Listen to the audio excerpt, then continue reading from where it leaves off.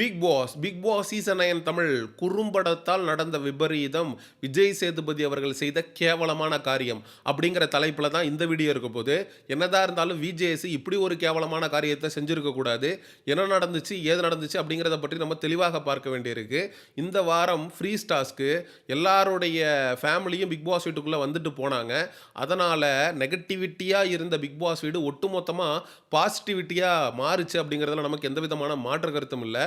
ஆனால் விஜய் சேதுபதி வீக்கெண்ட் எபிசோடில் ரோஸ் பண்ணுறதுக்கு அவருக்கு கண்டென்ட் இல்லையே அப்படின்னு சொல்லி மக்கள்லாம் யோசிச்சுக்கிட்டு இருக்க, ஏன் இல்லை, விஜே பார்வதி இருக்கிறாளப்பா. விஜே பார்வதியுடைய அம்மா வந்து 24 மணி நேரம் பிக் பாஸ் வீட்டுக்குள்ளே இருந்தாங்கல்ல. அவங்க கார்டன் ஏரியாவில் உட்காந்து பிக் பாஸ் வீட்டுக்குள்ளே இருக்கக்கூடிய கண்டஸ்டன்ஸ் எல்லாரையும் சும்மா கிளி கிளி கிளின்னு கிழிச்சாங்கல்ல.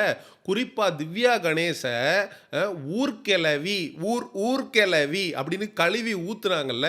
திவ்யா டோட்டலாக ஒரு நெகட்டிவ் பர்சன் அப்படின்னு விஜே பார்வதியுடைய அம்மா பேசினதை குறும்படமாக எடுத்து போட்டு காட்டுனா என்ன ஆகும்? நேத்தே திவ்யா கணேசுக்கும் பார்வதிக்கும் மிகப்பெரிய சண்டை. பார்வதி சும்மா கிளி கிளி கிளின்னு கிழிச்சு விட்டுருந்தா திவ்யா கணேசு என்னை பார்த்தா இங்கே இருக்கிற எல்லாருக்கும் பயம். உன்னை பார்த்தா பயமா? ஐயோ, நீ அவ்வளோ பெரிய ஆளா? அப்படியெல்லாம் மெதப்பில் இருக்காத திவ்யா, அப்படி ஒரு நினப்பு இருந்தால் மாற்றிக்க அப்படின்னு சொல்லிட்டு பார்வதி சும்மா கிளி கிளின்னு கிழிச்சு விட்டுருப்பா திவ்யா கணேச. பார்வதி சொன்னது என்னன்னா, இந்த ஃப்ரீ ஸ்டார்ஸ்க்கு முடியட்டும், இதுக்கப்புறம் பாருங்கடா என்னுடைய ருத்ர தாண்டவத்தை அப்படின்னு நேற்று வேற லெவலில் வந்து திவ்யா கணேசை வச்சு செஞ்சு விட்டுருப்பா.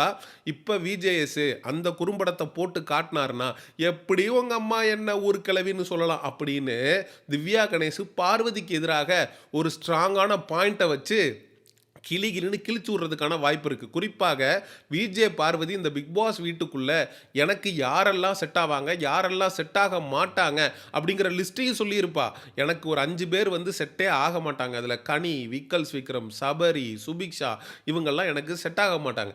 அதே மாதிரி எனக்கு யாரெல்லாம் செட் ஆவாங்கன்னா கமருதீன், அதுக்கப்புறம் வந்து நம்ம கானா வினோத், அமித் பார்கவ், சாண்ட்ரா இவங்கெல்லாம் எனக்கு செட் ஆவாங்க.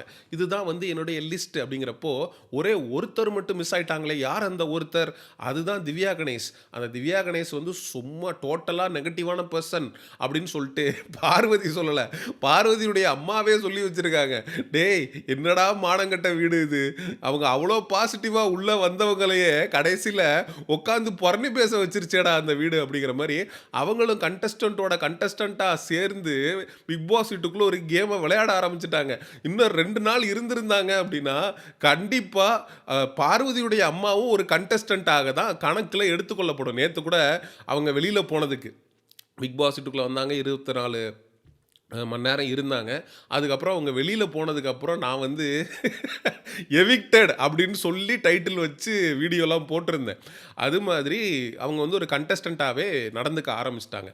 ஆனால் இதை விஜய் சேதுபதி அவர்கள் டிஆர்பிக்காக பார்வதி மற்றும் பார்வதியுடைய அம்மாவுடைய உரையாடல் எடுத்து குறும்படமாக போட்டு காட்டி, பாருங்க உங்களுக்கு பின்னாடி பார்வதியும் பார்வதியுடைய அம்மாவும் என்னத்தை பேசி வச்சிருக்காங்கன்னு அப்படின்னு காட்டுனார்னா எப்படி இருக்கும்? சத்தியமாக சொல்கிறேன், ஒட்டுமொத்த வீடும் பார்வதிக்கு எதிராக திரும்பிடும். குறிப்பாக இந்த திவ்யா கணேசன்றவெல்லாம் ருத்ரதாண்டம் ஆடிடுவா.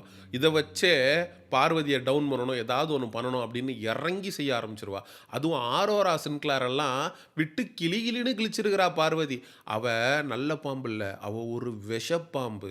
அவள் குந்தா ஒருத்தி வந்துட்டு போனாள் அவள் ஃப்ரெண்டுன்னு சொல்லிட்டு வந்துட்டு அந்த பேச்சு பேசுகிறா. பெரிய லார்டு லபக்கு தாஸ் எப்படி ரியாவை கூட்டிகிட்டு போய் ஒட்டுமொத்த தகவலையும் ரியா கிட்ட கேட்டு வாங்கிட்டு அதுக்கப்புறம் கட்டி பிடிச்சி அவளை அனுப்பிட்டு பின்னாடி அவங்க அம்மாட்ட பேசிக்கிட்டு இருக்கு.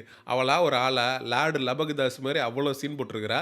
இங்கே வா, இன்ஃபர்மேஷனை கொடு, அதுக்கப்புறம் நான் வச்சுக்கிறேன் அப்படின்னு சொல்லிட்டு டோட்டலாக ரியா கிட்ட இருந்து வெளியில் என்ன நடந்திருக்கு, ஏது நடந்திருக்குன்னு எல்லாத்தையும் வாங்கிட்டு ரியாவை கிளின்னு கிளிக்கிறா.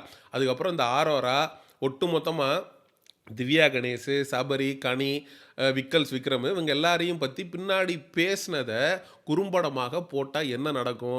இது கண்டிப்பாக விஜே பார்வதிக்கு சாதகமாக போய் முடியும். ஏன்னா ஒரு 5 பேர் 6 பேர்னு சேர்ந்து ஒருத்தரை டார்கெட் பண்ணுறாங்க அப்படிங்கிறப்போ கண்டிப்பாக அந்த ஒருத்தருக்கு ஆதரவாக சாதகமாக தான் இந்த பிக் பாஸ் கேம் அப்படிங்கிறது போயிருக்கு. பார்வதியுடைய அம்மா திவ்யா கணேச ஊர்கிழவின்னு சொல்லிட்டாங்க அப்படின்ற ஒரே காரணத்தினால சமூக ஊடகங்களில் பார்வதியுடைய அம்மாவை ஒரு தாய் என்றும் பாராமல் ஒரு 72 வயசான ஒரு ரிட்டயர்டு புரொஃபசர்ன்னு கூட பார்க்காம, அவங்கள ரொம்ப கேவலமாக தரம் தாழ்ந்து சோசியல் மீடியால விமர்சிச்சுட்டு இருக்கானுங்க. டேய் நீங்க பார்வதிய கிரிட்டிசைஸ் பண்றதுக்கு உங்களுக்கு அனைத்து உரிமையும் இருக்குடா. பார்வதிய பீடேங்கிறானுங்க. பார்வதிய வந்து ரொம்ப கேவலமா கிரிட்டிசைஸ் பண்றானுங்க. At the end of the day அவ பிக் பாஸ் வீட்டுக்குள்ள வந்து ஒரு contestant she is open to the criticism. ஆனா அவங்க அம்மாவ விமர்சிக்கிறதுக்கு உங்களுக்கு என்னடா தகுதி இருக்கு? அவங்க அப்படி என்னடா தப்பான வார்த்தை சொல்ட்டாங்க? ஊர்க்கிழவிக்கு அர்த்தம் தெரியுமாடா உங்களுக்கு? திவ்யாவுடைய அப்பியரன்ஸையோ அதெல்லாம் வச்சு அவங்க எதுவுமே சொல்லல. ஊர்க்கிழவின்றது பின்னாடி பேசுறது. அதுக்கு பேரு தான் ஊர்க்கிழவி. சீசன் 6ல ஏடிகேன்னு ஒருத்தன் இருந்தான். அவன் அசீம் பக்கமும் பேசுவான், விக்ரமன் பக்கமும் பேசுவான். பனைமரத்துல ஒரு குத்து குத்துவான், தென்னைமரத்துல ஒரு குத்து குத்துவான். அது மாதிரி தான் திவ்யா உன்கிட்டயும் பேசுறா. ஆரோரா சின்க்ளார்ட்டயும் போய் உன்னை பத்தி ஏத்தி விடுறா. ஆரோரா சின்க்ளார் வந்து இந்த டர்பன் எல்லாம் தலையில கட்டிட்டு ஓவியா வெர்ஷன் 2.0 மாதிரி பெரிய புட்டிங்கி மாதிரி புள்ள பூச்சிக்கு கொடுக்கு முளைச்ச மாதிரி வந்து பார்வதி கிட்ட ஃபைட் பண்ணால. நம்ம அப்ப கூட காரி துப்பி இருந்தோம். 50-60 நாளா எங்க போயிருந்த? புடுங்க போயிருந்தியா? அப்பெல்லாம் டம்மியா உட்காந்து மிச்சர் தின்னுட்டு இப்ப மட்டும் வந்து என்னடி சீன் போட்டிருக்கிற அப்படின்னு ஆரோரா சின்க்ளேரை அவன் கழுவி ஊத்த ஆரம்பிச்சிருந்தான். அதை தூண்டி விட்டது யாருன்னு கேட்டிங்கன்னா திவ்யா கணேஷ்.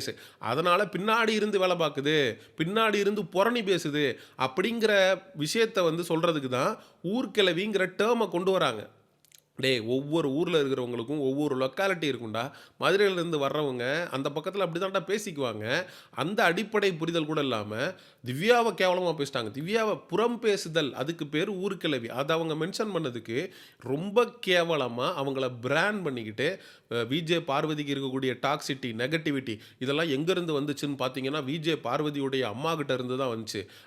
2ம் ஒண்ணுக்கு ஒண்ணு சளைச்சதில்ல. எப்படியெல்லாம் டேர்ம் யூஸ் பண்றாய்ங்க பாருங்களேன். அதுக்கப்புறம் ஒரு ஒரு கிறுக்கன் ஒருத்தன் பதிவு போட்டிருக்கிறான். நமக்கு வந்து கமருதீனை விட்டா வேற எந்த மாப்பிள்ளையும் கிடைக்க மாட்டான். அவன வளைச்சு போட்டுடலாம். அப்படின்ற மாரி பார்வதியுடைய அம்மாவ வச்செல்லாம் மீம் போடுறானுங்கன்னா, எந்த அளவுக்கு இவனுங்க மனநல பாதிக்கப்பட்டு செயல்படுறானுங்க அப்படிங்கிறத பார்த்துக்கங்க. 72 வயது இருக்கக்கூடிய ஒரு பெண்மணி மேல வன்மத்த கக்குறானுங்கன்னா, விஜே பார்வதி மேல எந்த அளவுக்கு வன்மத்த இவனுங்க கக்கிட்டு இருக்கிறானுங்க அப்படிங்கிறத மக்களாகிய நீங்க புரிஞ்சுக்கணும். விஜய் சேதுபதி அவர்கள் பார்வதியும், பார்வதியுடைய அம்மா பேசினதையும் குறும்படமா எடுத்து போட்டு காட்டி, ஒரு கேவலமான காரியத்த செய்ய மாட்டாரு அப்படின்னு நான் நம்புறேன். அப்படி ஒரு வேளை அத செஞ்சா கூட, விஜே பார்வதிக்கு அது மிகப்பெரிய அளவுல பாசிட்டிவா போய் முடியும். ஏன்னா, அவ ஒட்டுமொத்தமா எல்லாரையும் காலி பண்ணணுங்கிற மூடுக்கு வந்துட்டா. அவ ருத்ர தாண்டவம் ஆடுற அனைத்து மனநிலைக்கும் அவ வந்துட்டா. அவ எல்லாரையும் கிழிக்கணுன்ற முடிவுல இருக்கிறா. நேத்தே ஆரம்பிச்சுட்டா. நேத்தே திவ்யாவ கிளின்னு கிழிக்க ஆரம்பிச்சா. அதனால அவ சும்மாவே ஆடுவா. அவ கால்ல சலங்கைய கட்டி விட்டாரு விஜேஎஸ்னா, அதுக்கப்புறம் கம்பெனி பொறுப்பாகாது அப்படிங்கிறது தான். ஸோ அடுத்து வரக்கூடிய 25 நாட்கள் விஜே பார்வதி வேற மாரி ஒரு கேம ஆடுவா அப்படின்ற எதிர்பார்ப்போட let me complete this video. சரி மக்களாகிய நீங்க இந்த வீடியோவ பற்றி என்ன நினைக்கிறீங்க? அப்படிங்கிற உங்களுடைய கருத்துக்கள மறக்காம கமெண்ட் செக்ஷன்ல சொல்லுங்க. அண்ட் எக்ஸ்க்ளூசிவ் பிக் பாஸ் அப்டேட்ஸ்க்கு மிஸ்டர் செய்யோன் சேனலை சப்ஸ்கிரைப் பண்ணுங்க. See you in the next video. Bye bye.